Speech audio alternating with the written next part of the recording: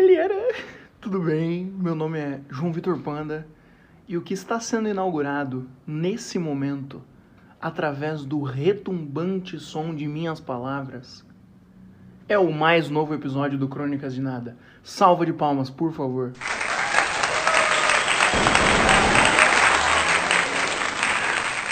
Obrigado. Pessoal, semana passada, meu amigo Lorenzetti e sua digníssima Rita vieram aqui para casa. Ele tinha um processo seletivo numa empresa aqui na minha cidade no dia seguinte e dormiu aqui para já acordar no pique e ir sem pressa para a entrevista. Só que esse processo seletivo que ele foi fazer era para uma empresa meio modernosa, moderninha, essas coisas tecnológicas aí, business intelligence, que eu não sei exatamente o que significa. E tinha um aplicativo do processo seletivo que eles estavam cadastrados, onde eles tinham que, se inscrever ali, botar informações sobre si mesmos e, curiosamente, eles tinham acesso às informações dos outros candidatos. E uma das perguntas que eles tinham que responder no processo seletivo era simplesmente curiosidade sobre você. Tinha que escrever uma curiosidade. E muito doido como o aplicativo dava acesso à curiosidade dos outros. Então, na noite antes da entrevista, quando estávamos ali conversando, batendo papo numa boa, curtindo uma amizade sem fronteiras, o Lore estava com o aplicativo desse processo seletivo, mostrando pra gente ali os pormenores da vida alheia. Na verdade, pensando agora, ele não passou completamente no processo seletivo ainda. Será que a gravação do presente episódio pode interferir com suas chances? Espero que não. Então, continuando aqui. Tiveram 3 que me chamaram muito a atenção. A gente vagou por várias curiosidades, algumas legais, outras, meio banais, assim. A curiosidade do meu amigo Lorenzetti, eu achei uma das melhores, era que uma vez, quando ele estava fazendo intercâmbio, ele teve que dirigir um caminhão, sendo que ele nunca dirigiu um caminhão antes. Bacana. Mas havia uma pessoa em específico, um candidato em específico, que escolheu achou que seria bacana botar nas curiosidades sobre ele mesmo a seguinte frase: me casei com a minha própria prima. Nos apaixonamos na adolescência e no futuro nos casamos. O cara achou legal, assim, vou fazer um processo seletivo, tem que fazer falar uma curiosidade sobre mim? Sou casado com a minha própria prima. Olha, hein, no 100 Anos de Solidão, no livro que eu tô lendo, eles falam que casamento de primo, o filho pode nascer com rabo de porco. Muita calma nessa hora. Outra curiosidade memorável, eu lembro justamente por ter odiado a pessoa que escreveu. Considerei totalmente repugnante. Primeiro que ele gastou muitos parágrafos para falar coisas muito toscas, que não exigiam tantos parágrafos assim. E olha que isso tá vindo de uma das pessoas mais prolixas do Brasil. Eu me considero um especialista em gastar muitas palavras para falar muito pouca coisa. Mas eu tenho um porquê disso, eu sou muito fã da linguagem. Eu acho que a gente tem que acabar com o minimalismo em todas as esferas da sociedade. Então também, no meu vocabulário, eu gosto de ser um maximalista e tentar usar o máximo de palavras para comunicar o mínimo de coisas possível.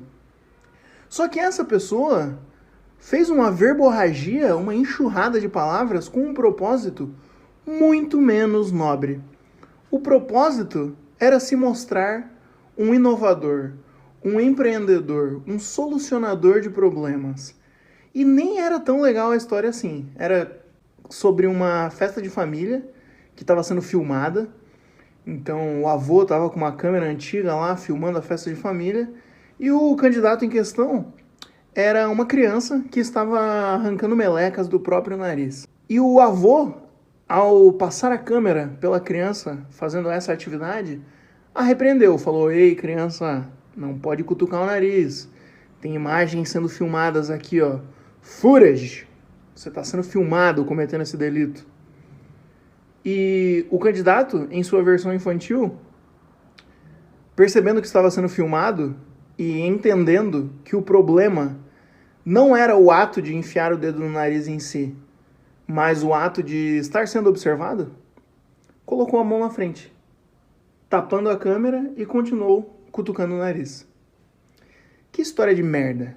E o pior dessa história é saber que ele queria contar uma curiosidade fofinha, mas que queria que o fundo da história, que uma análise mais pormenorizada dessa anedota ridícula, mostrasse que ele, desde a infância, tinha uma capacidade de solucionar problemas, né? De uma forma divertida e engraçadinha. Que história de bosta. Que história de merda.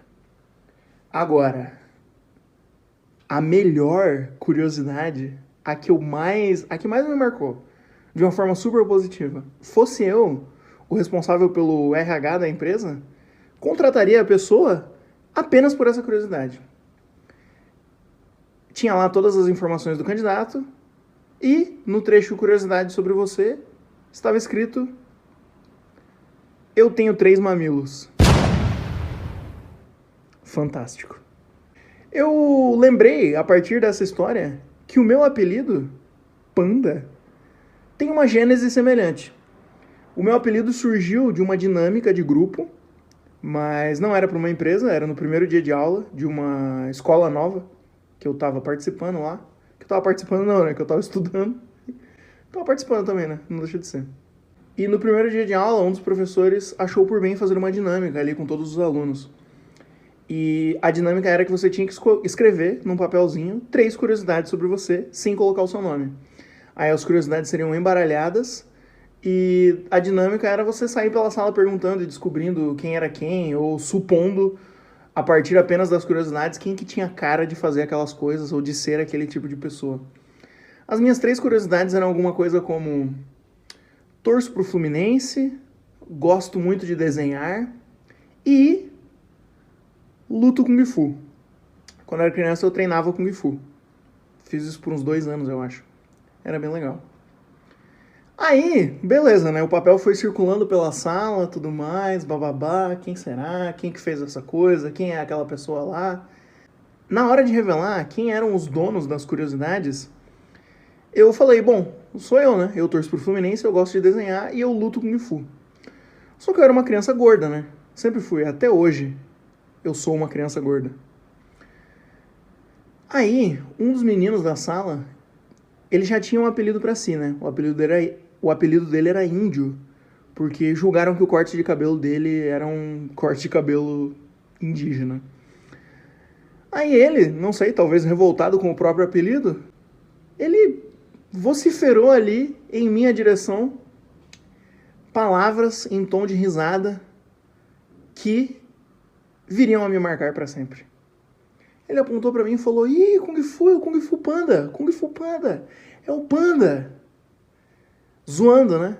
Ah, seu gordo que luta Kung Fu, você é o Panda. É isso que você é. Você não pode ser a tigresa, você não pode ser o louva-a-Deus, você não pode ser o mestre Shifu da obra cinematográfica Kung Fu Panda. Um dos melhores filmes já feitos. No começo eu fiquei meio revoltado, eu não gostei do apelido, que é precisamente a fórmula mágica para que o apelido pegue pro resto da vida. E, eventualmente, eu passei a não me importar. E mais pra frente, eu comecei a achar legal. A ponto que agora o meu nome artístico, oficialmente, é João Vitor Panda. Quando o meu amigo Lorenzetti voltou para casa, depois do processo seletivo e da entrevista, ele nos confidenciou que o homem que casou com a própria prima passou de fase e pode vir a ser contratado. Tomara que seja. Tudo de bom pra ele. Que os seus filhos não nasçam com um rabo de porco.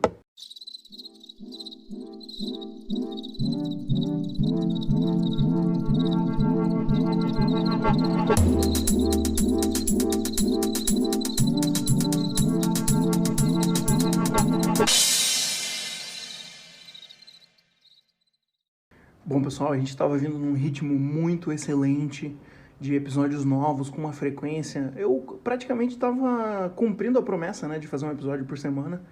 O que me atrasou um pouco dessa vez foi a Copa do Mundo. A Copa do Mundo do Catar está divertidíssima. Estou acompanhando, vendo quase todos os jogos e me divertindo horrores. Não quero que fique implícito aqui que a minha diversão atrapalha a minha produtividade. Porque essa não é uma exclusividade da minha diversão. Qualquer outro sentimento, emoção ou acontecimento é perfeitamente capaz de atrapalhar a minha produtividade.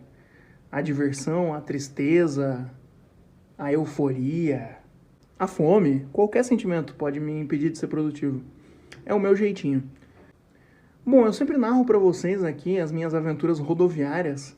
Eu passo muito tempo da minha vida dentro de ônibus e eu acho isso muito legal. Eu gosto de pegar ônibus interplanetários entre estados, entre cidades, até entre países. Teve uma vez que eu fui de ônibus até o Uruguai e foi muito bom, muito legal. Tem episódios inteiros sobre isso aqui desse programa, né? Sobre rodoviárias. E recentemente, nas minhas mais novas aventuras rodoviárias, foi renascendo em mim um amor por uma canção específica. Às vezes, quando o Wi-Fi do ônibus não está funcionando direito, eu tenho que ouvir os álbuns que eu já tenho baixado ali no Spotify, né? E numa dessas, eu fui revisitar o Blonde, do Frank Ocean. Muito foda, né? Pica, álbum fantástico.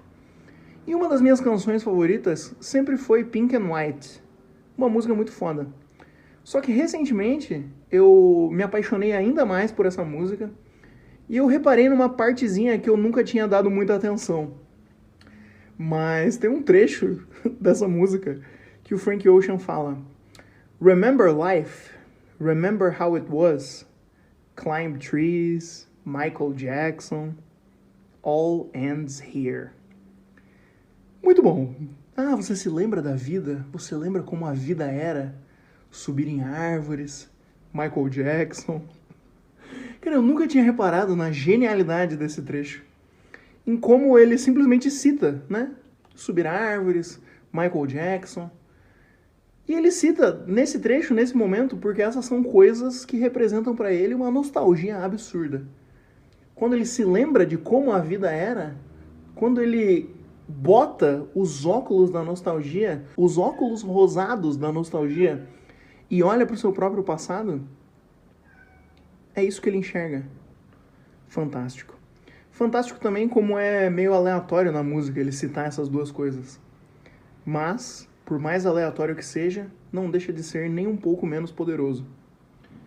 Aí eu percebi essa semana que tem uma música brasileira que tem mais ou menos essa mesma vibe. Só que na música a citação não é tão aleatória assim, né? O Frank Ocean, no meio de um verso, ele joga essas duas coisas. Ele lista essas duas coisas. Climb Trees, Michael Jackson. Tem uma música brasileira que pega esses itens que representam um passado nostálgico e maravilhoso e coloca eles no refrão e no título da música. Essa é a música do Belchior, que se chama Galos, Noites e Quintais. E a música é tipo: quando eu não tinha o olhar lacrimoso que hoje eu trago e tenho, quando adoçava meu pranto e meu sono no bagaço de cana do engenho, quando eu ganhava esse mundo de meu Deus fazendo eu mesmo o meu caminho, por entre as fileiras do milho verde que ondeia, com saudade do verde marinho. Eu era alegre como um rio, um bicho, um bando de pardais, como um galo quando havia galos, noites e quintais. É isso.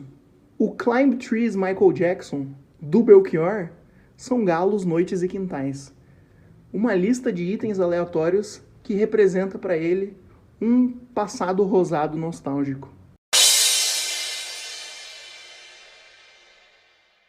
E eu, como criatura irremediavelmente nostálgica, fui obrigado a imediatamente me colocar a pensar em quais são os meus Climb Trees, Michael Jackson, galos, noites, quintais. E eu tenho vários. Primeiro que eu gasto muitos minutos desse programa falando da minha cidade natal, né? São Francisco do Sul, que é uma ilha repleta de praias, então tudo relacionado à praia para mim é muito nostálgico. Mas se a gente for enquadrar especificamente no formato Climb Trees Michael Jackson, o Climb Trees para mim provavelmente é algo mais ou menos como andar de longboard na rua da praia ou jogar futebol no quadrado. Eu e o meu melhor amigo Evaldo, teve um determinado momento da nossa adolescência que a gente estava muito fissurado em andar de longboard. O Evaldo, ele é um cara inovador, teve várias coisas que ele inaugurou no Brasil. Ele foi o primeiro brasileiro a andar de longboard, ele foi o primeiro brasileiro a ter um boné do grupo de rap Cone Crew Diretoria e tantas outras inovações. Mas o longboard em específico foi uma febre para nós dois e para muitos jovens durante a nossa adolescência. Então tinha vezes que a gente virava à noite e eu pegava um ônibus e ia até a casa dele, que é na praia, e quando o sol estava amanhecendo, a gente estava aproveitando as ruas lisas e vazias e escorregando pelo asfalto à beira-mar. E quando o sol havia nascido por completo, a gente descia dos longboards e ia nadar no mar. E era muito gostoso nadar, a gente tentava ir até os barcos que estavam amarrados e voltar. Fantástico, sentimento maravilhoso. Já o quadrado, onde eu jogava bola com os meus amigos da Água Branca, era um espaço de cimento assim, que tinha naturalmente uma raiz de árvore crescendo por uma das paredes que era perfeita para ser um gol. Era perfeita, a proporção do tamanho entre as duas raízes de árvores que estavam coladas na parede em relação ao terreno que era o campo, certo? E eu não sei direito o que era esse terreno, hoje ele é um estacionamento, mas ele era um terreno de cimento onde a gente se matava jogando futebol e perdia a unha do dedão do pé e a ponta do dedo também, raspando, né? Pra dar chutes incríveis. E quando eu tava pensando em gravar esse episódio hoje, eu desbloqueei uma memória. Porque um dos meus amigos da Água Branca era o Carlão. E o Carlão é uma figura muito nostálgica pra mim também. Porque ele representa amigos do passado que eu sou eternamente culpado por ter perdido o contato. Eu queria ser amigo de todas as pessoas do mundo, ou pelo menos da maioria delas. E me incomoda muito não poder ser amigo de todas as pessoas, mas me incomoda mais ainda pensar que eu posso perder a amizade de pessoas que já foram minhas amigas. E por isso também pensando em outra música, tem uma música do Father John Misty, que é We're Only People, e tem um trecho, meu Deus, o refrão dessa música parece que ele fez pra mim, porque ele fala: Friends, all my friends, I hope you're somewhere smiling. Just know I think about you more kindly than you and I have ever been. And I'll see you the next time round the bend. Cara, ele fez pra mim esse refrão. Ele fala: amigos, todos os meus amigos, eu espero que vocês estejam sorrindo. E saibam que eu penso em vocês mais carinhosamente do que a nossa relação já foi carinhosa um dia, alguma coisa assim. E eu te vejo qualquer dia, dobrando a esquina. Perfeito. Estou emocionado só de lembrar que esse refrão existe. Fantástico. E o Carlão, ele foi o primeiro botafoguense que eu conheci na minha vida. E pra mim o Carlão representa tudo que é o time do Botafogo. O time da malandragem, o time do Zeca Pagodinho, o time das pessoas sagazes, certo? Todo dia um malandro e um otário acordam, provavelmente o malandro torce pro Botafogo. Porque é um time charmoso.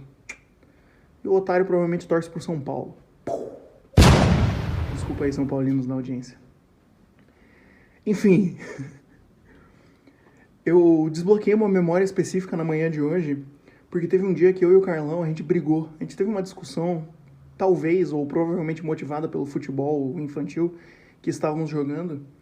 E o Carlão, numa absurda demonstração de sua malandragem das ruas, ele me desferiu um golpe indefensável. A gente estava em posição de briga, assim, prestes a se estapear. Ele fez o clássico, fingiu que ia me dar um chute, e foi um chute sonoro, assim, ele meio que deu uma pisada forte no chão. Imediatamente desviei o meu olhar para o chão, pois, né, eu sou um trouxa, não sei brigar com ninguém. Já contei aqui a história do dia que eu apanhei na rua por um desconhecido? Pô, acho que eu não contei essa história, mas não vou contar hoje também, porque essa história é meio complicada.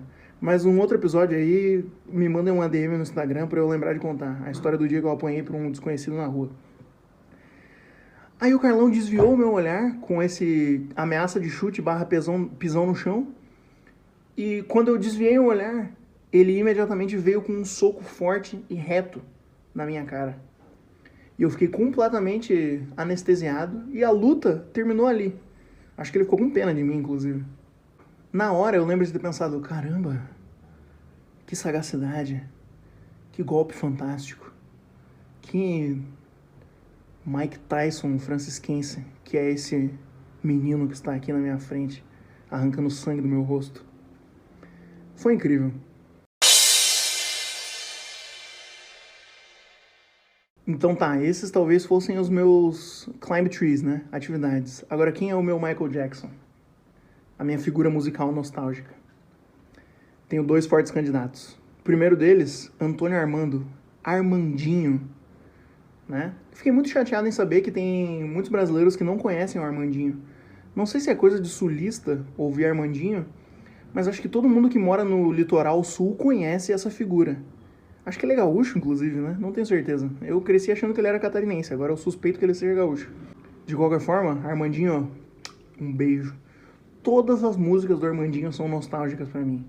Especialmente a que estão no DVD Armandinho ao vivo. Fantástico. Ele é o meu Michael Jackson. Ou ele, ou o Zeca Pagodinho.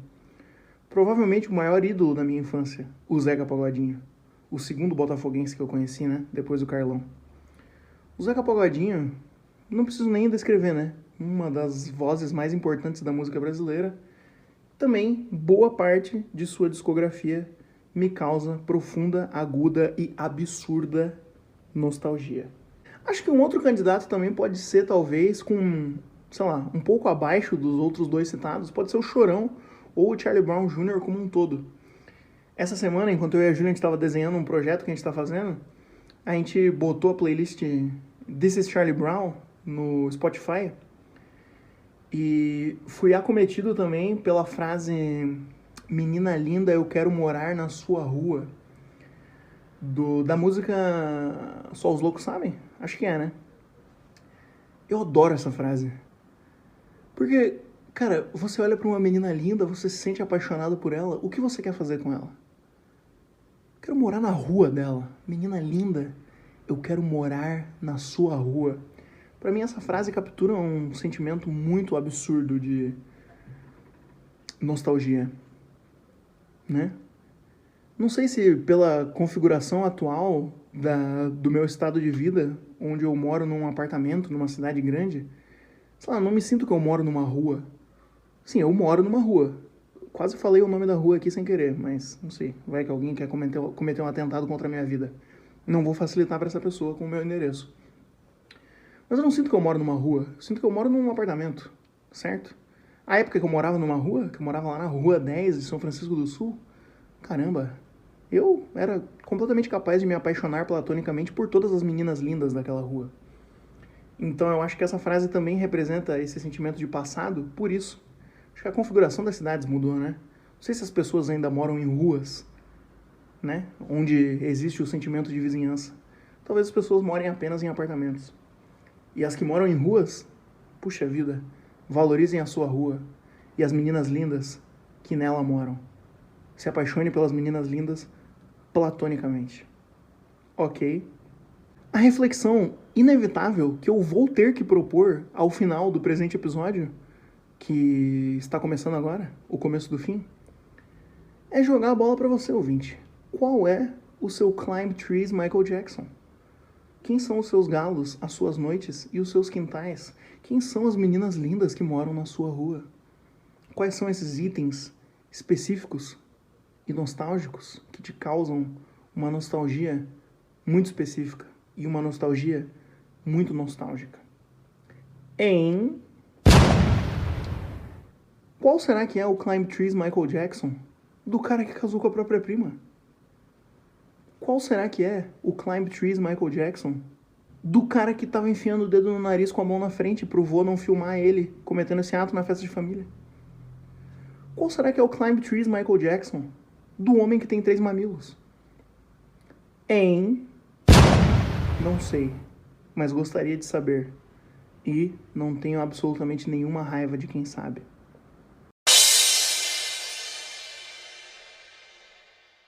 Muito obrigado pela sua audição, obrigado por ouvir mais esse episódio, supondo que esse não seja o primeiro episódio que você ouviu. Caso seja, obrigado por ouvir este episódio e sugiro que ouça os outros, ok? Compartilhe o programa com amigos que você sabe que curtem podcast ou que não curtem podcast, tanto faz. Espalhe a palavra, ajude o Crônicas de Nada a crescer devagarinho e aos pouquinhos, ok? Um beijo no seu coração, meu nome é João Vitor Panda e eu vou ficando por aqui porque tá na hora de dormir. Dormir hoje para acordar amanhã. Tchau, tchau.